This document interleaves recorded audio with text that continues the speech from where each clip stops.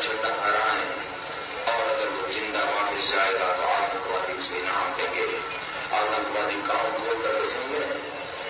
26 जनवरी को परसों अब चंद घंटे बाकी हैं, लाल चौक में फैसला हो जाएगा किसने अपनी। दोस्तों, रिसेंटली आपने लाल चौक के बारे में तो सुना ही होगा, लेकिन एक चौक कब से चर्चाओं में आने लगा? क्यों इसे बार बार टेररिस्ट और नेताओं द्वारा टारगेट किया जाता है? क्यों लाल चौक पर हमारे current prime minister Narendra Modi को 1992 में गोलीबारी के बीच तिरंगा फहराने जाना पड़ा? क्या ये सिर्फ कश्मीर में स्थित एक चौक है या आतंकवाद से लेकर युद्ध तक के इतिहास का एक साक्षी? आइए जानते हैं। नमस्कार दोस्तों, पहले जानते हैं इसे रेड स्क्वायर यानी लाल चौक क्यों कहा जाता है। तो दोस्तों, इसका नाम नेशनल कॉन्फ्रेंस नाम की पार्टी द्वारा मॉस्को के रेड स्क्वायर के नाम पर रखा गया, क्योंकि वे भी पाकिस्तानी आक्रमण से लड़ रहे थे। पूरा शहर और उसके मध्य स्थित लाल चौक पर इसी पार्टी का बड़ा लाल झंडा लगा हुआ होता था।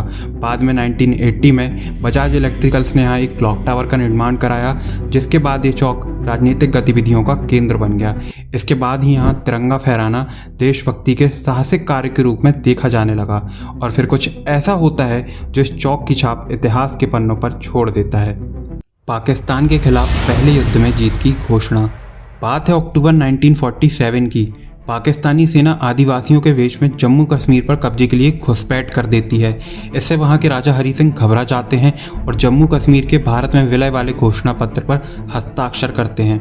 इसके बाद नेशनल कॉन्फ्रेंस के नेता शेख अब्दुल्ला को राज्य की अंतरिम सरकार का प्रमुख बनाया जाता है। वहीं जम्मू कश्मीर के राजा हरि सिंह ने राजशाही के खिलाफ कश्मीर छोड़ो आंदोलन चलाने पर मई 1946 में शेख अब्दुल्ला को जेल में डाल दिया था।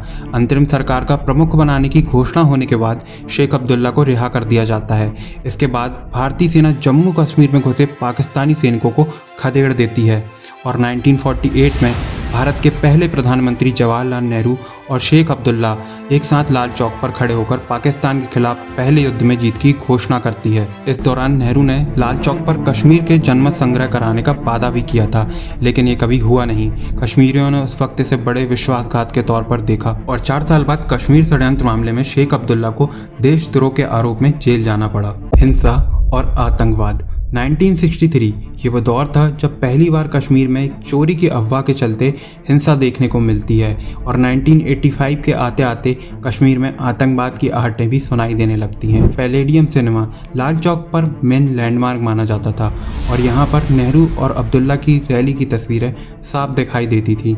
इसी बीच युवकों के एक समूह द्वारा लाल चौक पर लगे शेख अब्दुल्ला के एक विशाल पोस्टर को फाड़ दिया जाता है। कहा जाता है कि इन युवकों ने 1981 में आई एंथोनी क्वीन की द लायन ऑफ डेजर्ट देखी थी। यह फिल्म लीबिया के हीरो उमर मुख्तार पर है, जिन्होंने इतालवी शासकों से लड़ाई लड़ी, और इसके बाद इस फिल्म को राज्य में बैन कर दिया जाता है। आतंकवाद की शुरुआत के बाद लाल चौक आतंकवादियों और सुरक्षा बलों के बीच युद्ध के मैदान में बदल जाता है। 2014 में जम्मू कश्मीर के अखबार अर्ली टाइम्स में M.K. मट्टू ने चौक की एक घटना का जिक्र किया। इसमें वह बताते हैं कि कैसे 1990 में आतंकवादियों ने चौक पर कब्जा कर लिया। इसके बाद लाल चौक पर एक कलर टीवी रख दिया गया और शर्त रखी गई कि जो कोई भी यहाँ पर तिरंगा फहराएगा वह इसे अपने साथ ले जाएगा। मट्टू के मुताबिक आतंकवादियों के मौजूद होने की जानकारी होने के बावजूद NSG कमांडो का एक ग्रुप वहां पर तिरंगा फहराकर यह चुनौती जीत लेता है और कलर टीवी को अपने साथ ले जाता है। NSG ने इस टीवी को कई सालों तक अपनी मेज पर भी रखा। आतंकियों की धमकी के बावजूद कश्मीर में जोशी और मोदी। 1990 के दौर में बीजेपी भी आतंकियों की इस धमकी को चुनौती के तौर पर स्वीकार करती है, और दिसंबर 1991 में बीजेपी नेता मुरली मनोहर जोशी के नेतृत्व में कन्याकुमारी से एकता यात्रा शुरू की जाती है। एकता यात्रा कई राज्यों से होती हुए कश्मीर पहुंचती है। मुरली मनोहर जोशी के साथ उस वक्त नरेंद्र मोदी भी थे। एक आर्टिकल में जोशी बताते हैं कि हम वहाँ 26 जनवरी को झंडा फहराना चाहते थे, क्योंकि सर्दी में राजधानी बदल जाती थी और लोगों के पास वहाँ तिरंगे भी नहीं थे। मैंने लोगों से पूछा कि तिरंगा कैसे फहराते हैं, तो उन्होंने बताया कि तिरंगा वहाँ मिलता ही नहीं, और 15 अगस्त को ही बाजारों में तिरंगे का पता नहीं होता था। जोशी कहते हैं कि जब हम वहाँ पहुँचे तो सवाल खड़ा हुआ कि कितने लोग लाल चौक जाएंगे, क्योंकि हमारे साथ 1 लाख लोगों का समूह था। राज्यपाल ने कहा कि इतने लोगों का जाना संभव नहीं है। दूसरी बात यह थी कि आतंकवाद की घटनाएं भी बहुत हो रही थी, यह खतरनाक भी हो सकता था। साथ ही आतंकियों ने खुले हमले की धमकी भी दी हुई थी। लाल चौक जंग का मैदान बना हुआ था। इसके बाद तय हुआ कि उनके साथ सिर्फ 20 लोग जा सकते हैं। हैं। फिर एक कार्गो जहाज़ किराए पर लिया जाता है और 17 से 18 लोग उसमें बैठकर वहां पहुंचते हैं। इसमें नरेंद्र मोदी भी थे। मोदी इस यात्रा की सारी व्यवस्थाएं देख रहे थे। इसके बाद सभी 26 जनवरी 1992 की सुबह लाल चौक पहुंचते हैं। आतंकी रॉकेट से फायर कर रहे थे। 5 से 10 फीट की दूरी पर गोलियां चल रही थी। इसके अलावा वे उन्हें गालियां भी दे रहे थे, लेकिन उन्होंने सिर्फ राजनीतिक उत्तर ही दिए। उस दिन यह कहा जा रहा था कि कश्मीर के बिना पाकिस्तान अधूरा है, तो अटल बिहारी वाजपेयी की बात दोहराई जाती है और कहा जाता है कि फिर पाकिस्तान के बिना हिंदुस्तान अधूरा है। इस सब के बीच वे सब वहाँ 15 मिनट रुकते हैं और तिरंगा फहराकर वहाँ से बुलेट प्रूफ कार में बैठाकर वापस भेज दिए जाते हैं। दोस्तों अब आते हैं लाल चौक इतने समय बाद एक बार फिर चर्चाओं में क्यों।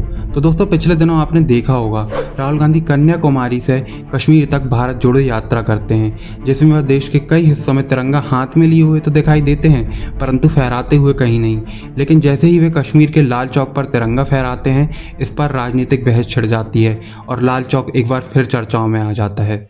कितने आन बान शान के साथ आप जम्मू कश्मीर में जा सकते, घूम सकते, फिर सकते। मैं भी जम्मू कश्मीर में यात्रा लेके गया था। आतंकवादियों ने पोस्टर लगाए थे और कहा था देखते हैं किसने अपनी माँ का दूध पिया है, जो लाल चौक में आके तिरंगा फहरा। और तब मैंने कहा था आतंकवादी कान खोल करके सुन ले, बिना सिक्योरिटी आऊंगा, बुलेट प्रूफ जैकेट के बिना आऊंगा और फैसला लाल चौक में होगा किसने अपनी माँ का दूध पिया।